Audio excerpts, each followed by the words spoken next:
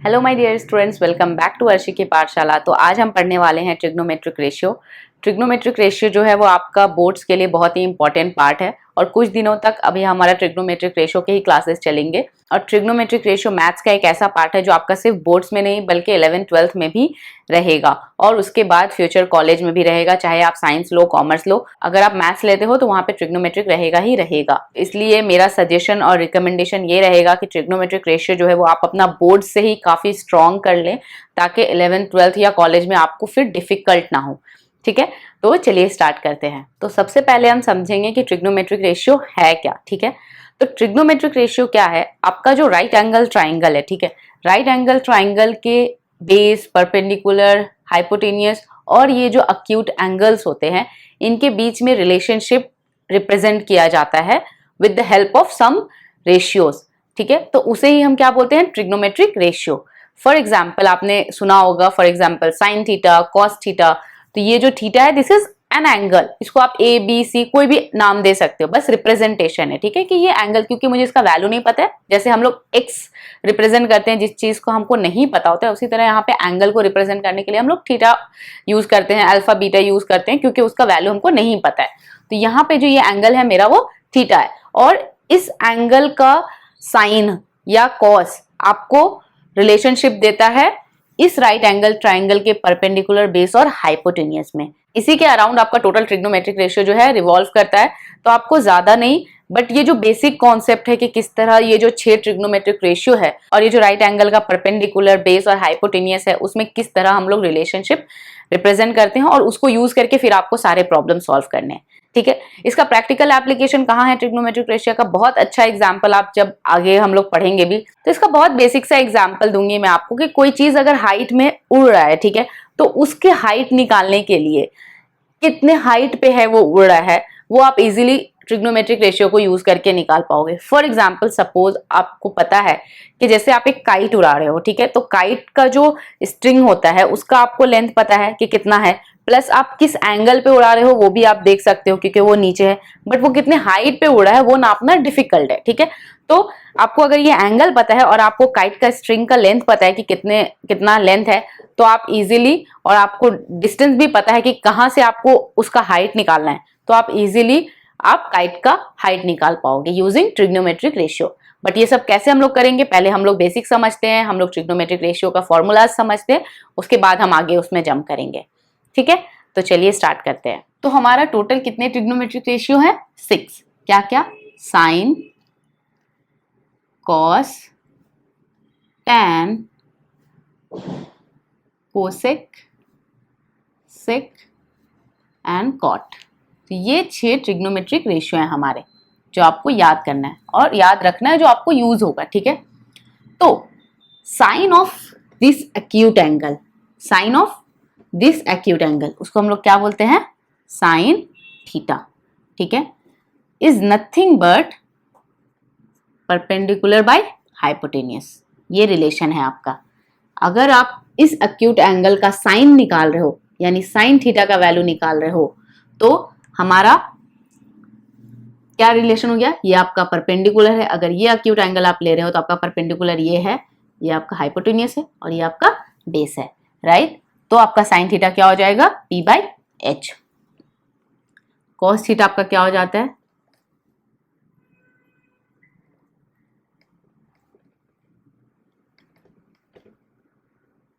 तो ये है आपका रिलेशन ट्रिग्नोमेट्रिक रेशियोज में। ठीक है, साइन थीटा क्या होता है आपका? Perpendicular by hypotenuse. Cos theta क्या होता है आपका? Base by hypotenuse. और टैन थीटा क्या होता है आपका? Perpendicular by base. और कोसेक, सेक और कॉट जो है वो कुछ नहीं है बल्कि इन 3 रेशियो का रेसिप्रोकल है, यानी cosec theta is nothing but 1/sin theta.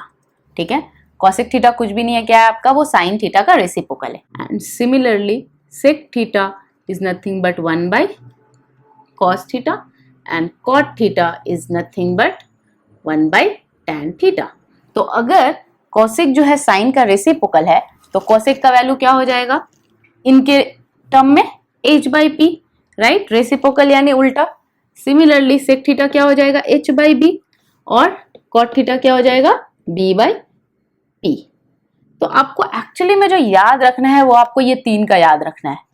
Sign theta का क्या होता है p/h, और साइन का रेसिप्रोकल क्या है cosec थीटा। cos का रेसिप्रोकल क्या है sec थीटा। cos का अगर b/h होता है तो sec का क्या हो जाएगा h/b, और tan थीटा का p/b होता है तो cot थीटा का क्या हो जाएगा b/p। अभी ये रिलेशन से आपके सारे ट्रिग्नोमेट्रिक के फॉर्मूलाज ड्राइव होंगे और सारे ट्रिग्नोमेट्री का प्रॉब्लम भी आप सॉल्व कर पाओगे। ठीक है, तो ये रिलेशन याद रखना बहुत इंपॉर्टेंट है। तो इसको याद रखने के लिए जो ट्रिक है वो ये है, जैसे मैं याद रखती थी और मुझे मेरे टीचर ने बताया था, तो एक सेंटेंस है, आप वो याद रखोगे तो आप इजीली ये लिख पाओगे। वो सेंटेंस क्या है, ये जो सेंटेंस है आपको याद रखना है, क्या है, some people have curly black hair turn permanently brown. तो यहाँ पे s represent sine of angle, p represent perpendicular, और आप इसको क्या बोल सकते हो, p, h represent hypotenuse, c represent cos theta, cos of an angle. ठीक है, black represent b, h hair represent h, t represent tan theta. ठीक है, and p represent permanently represent p and this represent b. तो अगर आप देखो तो वही लिखा है हमने, some people have sine theta equal to p by h, cos theta is equal to b by h and tan theta equal to p by d. तो अगर आप ये याद रखते हो तो आपको बाकी कुछ भी याद रखने का जरूरत नहीं है। ये सेंटेंस याद करके आप ये लिख पाओगे। फिर आपको रेसिप्रोकल ध्यान रखना है कि कौन किसका रेसिप्रोकल है, और फिर आप उसका वैल्यू निकाल पाओगे। ठीक है, तो ये जो है यही थ्योरी है आपको इस चैप्टर को सॉल्व करने के लिए, और इसी थ्योरी की हेल्प से आपका बाकी सारा प्रॉब्लम सॉल्व हो जाएगा। तो हमने जो भी समझा मैंने उसको यहाँ पे लिख दिया है। मैं एक बार और आपको एक्सप्लेन करती हूँ ताकि आपके दिमाग में ये अच्छे से बैठ जाए। ठीक है, तो some people have curly black hair turn permanently brown, sine theta p by h, cos theta b by h, tan theta p by b। ठीक है, ये लिखा। और सेम साइन का रेसिप्रोकल होता है कोसेक, कॉस का रेसिप्रोकल सेक, और टैन का रेसिप्रोकल कॉट। ठीक है, कुछ चीजें जो आपको ध्यान रखे जो अभी हमने समझा। ठीक है, sine theta is not a product of sine and theta. तो ये साइन और थीटा दो अलग अलग चीज नहीं है, साइन थीटा इज वन। ठीक है, तो इसीलिए ये दोनों एक दूसरे का प्रोडक्ट नहीं है। Sine is a trigonometric ratio of acute angle theta. ठीक है, तो अगर ये चीज हमारा ट्रू है तो साइन थीटा का whole square is equal to sine square theta. इसका मतलब कि इस पूरे चीज पे ये स्क्वायर है, राइट। इसका मतलब ये नहीं है कि थीटा पे स्क्वायर चढ़ाएंगे और साइन पे स्क्वायर चढ़ाएंगे, दोनों पे अलग अलग स्क्वायर चढ़ेगा, या फिर सिर्फ थीटा पे स्क्वायर चढ़ेगा, नहीं। दिस इज दिस, इसको हम इस तरह से रिप्रेजेंट करते हैं। इसका मतलब क्या है कि ये पूरे साइन ऑफ दैट एंगल पे स्क्वायर है। तो sine 2 theta is not equal to 2 sine theta. क्यों? क्योंकि हमने अभी बोला कि ये दोनों, इसका मतलब क्या है कि sine of twice of angle theta. ठीक है, तो 2 यहां से कॉमन बाहर नहीं आ सकता क्योंकि ये एक चीज है, दिस इज वन। तो इसको हम ऐसे नहीं लिख सकते। Sine alpha by sine beta is not equal to alpha by beta. तो यानी हम जो अगर डिवाइड करते तो हम सोचेंगे कि साइन साइन कट गया, तो वो नहीं कटेगा क्योंकि ये वन चीज है, राइट। अगर sign alpha by sine alpha होता तब हम लोग कट कर सकते थे। तो इसीलिए sine alpha by sine beta is not equal to alpha by beta. Similarly sine alpha plus this is sine beta is not equal to sine common लेके अल्फा प्लस माइनस बीटा। क्यों? क्योंकि sign common नहीं ले सकती क्योंकि वो product नहीं है, दिस इज वन थिंग। तो ये चीज आपको ध्यान में रखना है। ये डिफरेंट डिफरेंट एग्जाम्पल के थ्रू समझाया गया है कि sine and theta is one. ठीक है, तो यहाँ पे हमारा जो सबसे पहला एग्जाम्पल है, if sine 90 minus theta is equal to sine 2 theta, find the value of theta. हमें किसका वैल्यू निकालना है? थीटा का वैल्यू निकालना है। ठीक है, तो sine 90 minus theta is equal to sine 2 theta. तो अभी मुझे आप ये चीज बताओ कि ये और ये इक्वल कब होगा? Sine of angle A is equal to sine of angle B कब होगा? तभी होगा जब मेरा ये और ये सेम है, तभी दोनों को इक्वल बोल सकते हैं हम, राइट। अगर दोनों एंगल सेम है तो ये मेरा राइट एंगल ट्राइंगल है, ठीक है, एंड ये भी मेरा राइट एंगल ट्राइंगल है, और ये मेरा है थीटा और ये मेरा है ए, मान लीजिए, ठीक है, या फिर अल्फा मान लेते हैं हम लोग, ठीक है। अभी इसको क्या बोल रहे हैं हम, साइन ऑफ थीटा, और इसको क्या बोल रहे हैं, साइन ऑफ अल्फा। तो हम बोल रहे हैं कि साइन ऑफ अल्फा जो है और साइन ऑफ थीटा जो है वो दोनों इक्वल है। तो वो दोनों इक्वल कब होगा, जब ये जो एंगल है, ये एंगल और ये एंगल वो हमारा इक्वल होगा, तभी इक्वल होगा, राइट। तो उसी बेसिस पे हम यहाँ पे क्या बोल सकते हैं, सिंस ये दोनों इक्वल है तो देयरफॉर ये एंगल और ये एंगल इक्वल होगा। हम साइन कट नहीं कर रहे हैं क्योंकि ये दोनों इक्वल है और दोनों साइड में साइन है, राइट। तो साइन सेम ही एंगल का हमेशा एक वैल्यू देगा।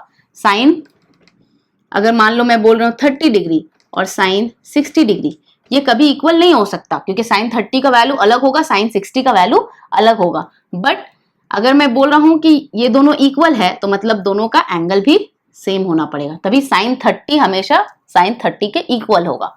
तो इसीलिए ये जो 90 माइनस थीटा है और ये जो 2 थीटा है वो इक्वल होगा। तो हम लिख सकते हैं 90 minus theta is equal to 2 theta.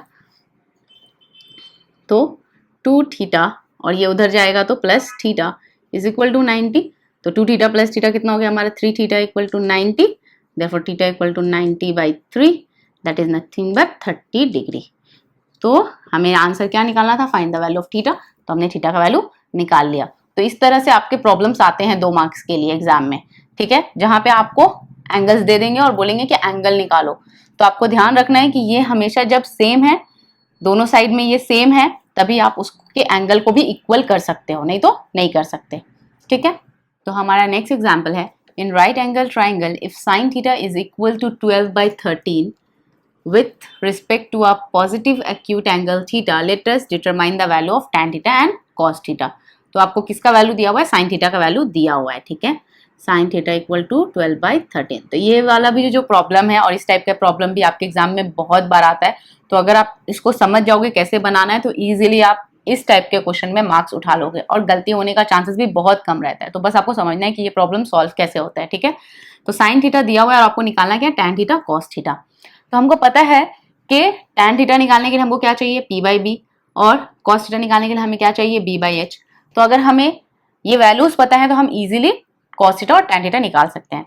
तो अगर sin थीटा दिया हुआ है 12/13, यानी क्या दिया हुआ है, ये दिया हुआ है, राइट, क्योंकि some people have sin theta is p/h। तो sin थीटा p/h का रेशियो है, तो यानी ये 12/13 जो है नथिंग बट परपेंडिकुलर और हाइपोटेनियस है। तो therefore p is equal to क्या हो गया हमारा 12 एंड h इक्वल टू क्या हो गया हमारा 13। और एक जो फॉर्मूला आपको बहुत ज्यादा लगने वाला है इस टाइप के प्रॉब्लम को सॉल्व करने के लिए, वो है आपका हाइपोटेनियस का फॉर्मूला जो होता है हमारा h² equal to p² plus b², और यहाँ से h इज इक्वल टू क्या हो जाता है, √of p² प्लस b²। तो ये फॉर्मूला आपको बहुत ज्यादा लगने वाला है। तो यहाँ पे हमें क्या दिया हुआ है, h² equal to p² plus b²।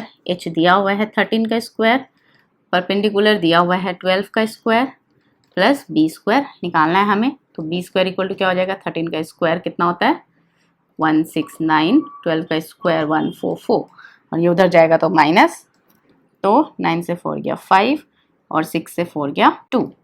तो b इक्वल टू क्या आ गया हमारा, √25। तो यानी b equal to plus minus 5, और क्योंकि ये लेंथ है तो माइनस नहीं हो सकता है, तो देयरफॉर b इक्वल टू 5। तो अभी हमें b पता है, p पता है, h पता है, निकालना क्या है हमें, कुछ भी निकालो, tan cos cosec sec सब निकल जाएगा। तो tan थीटा निकालना है तो tan थीटा क्या हो जाएगा, turn permanently brown, p/b। p क्या है हमारा 12 और b क्या है हमारा 5। तो ये एक आंसर। और cos थीटा क्या होता है हमारा, some people have curly black hair, यानी b/h। तो b क्या है हमारा 5 और h कितना है हमारा 13। तो ये हो गया दूसरा आंसर, तो निकाल लिया हमने। तो हमारा नेक्स्ट एग्जाम्पल है, if tan theta is equal to 4/3 then show that sin theta plus cos theta is equal to 7/5। तो ये सेम प्रॉब्लम है जो अभी हम लोगों ने किया लास्ट एग्जाम्पल, बट यहाँ पे क्या है कि जो भी sin theta plus cos theta आएगा उसका सम इज इक्वल टू 7/5 होगा। तो बेसिकली हमें sin theta plus cos theta का सम करके ये प्रूफ करना है। तो वो निकालने के लिए पहले हमें sin theta plus cos theta चाहिए।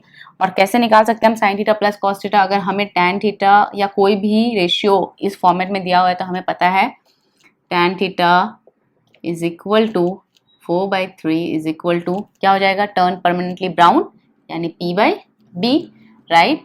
तो therefore P is equal to 4 and B is equal to 3 दिया हुआ है, राइट। P पता है, B पता है, तो H square is equal to क्या होता है, P square plus B square, यानी 4 स्क्वायर प्लस 3 स्क्वायर, 16 प्लस 9 कितना हो जाएगा 25। Therefore H is equal to root of 25, H is equal to plus minus 5, तो H भी निकल के हमारा क्या आया 5।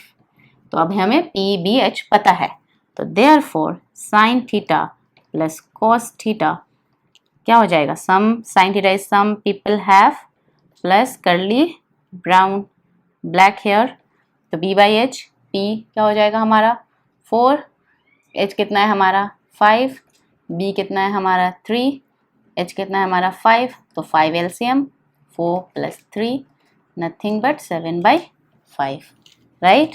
The hence proved. तो हमारा नेक्स्ट एग्जाम्पल जो है ये आपका 1 मार्क्स के लिए या ट्रू फॉल्स में आ जाता है। तो क्वेश्चन क्या है, the value of sine theta always greater than 1।